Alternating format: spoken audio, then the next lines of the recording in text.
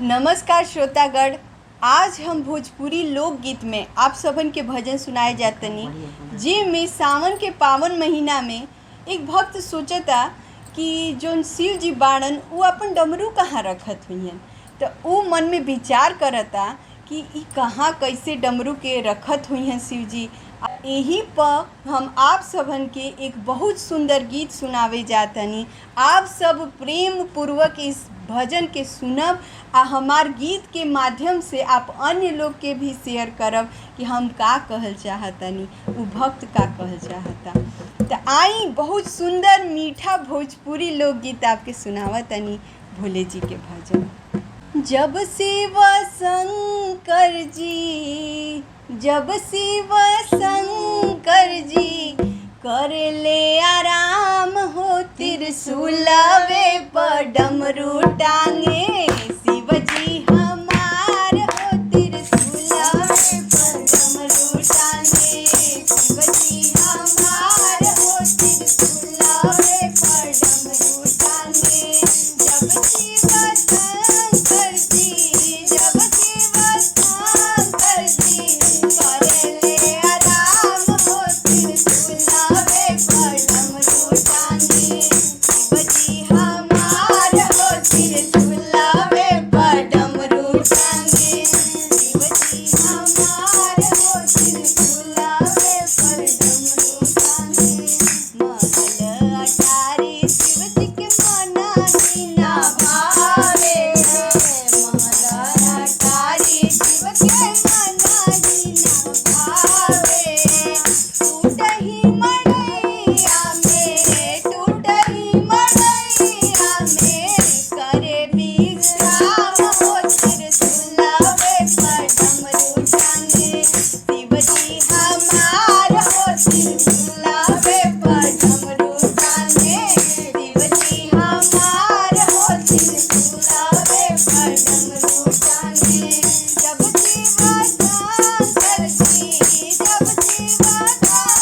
जी करे विश्राम हो, त्रिशूलवे पर डमरू टांगे शिव जी हमार हो, त्रिशूलवे पर डमरू टांगे शिव जी हमार हो, त्रिशूलवे पर डमरू टांगे। तेरा मिठाई शिव के मना ही ना भावे हो, तेरा मिठाई शिव के मना ही ना भावे हो। भंगिया धतूरा बाटे करे जलपान हो, त्रिशूलवे पर डमरू टांगे शिव जी हमार हो, त्रिशूलवे पर डमरू टांगे शिव जी हमार हो, त्रिशूलवे पर डमरू टांगे। हाथी से घोड़ा शिव के मना ही ना भावे हो, हाथी से घोड़ा शिव के मना ही ना भावेला। बसहा भैरवा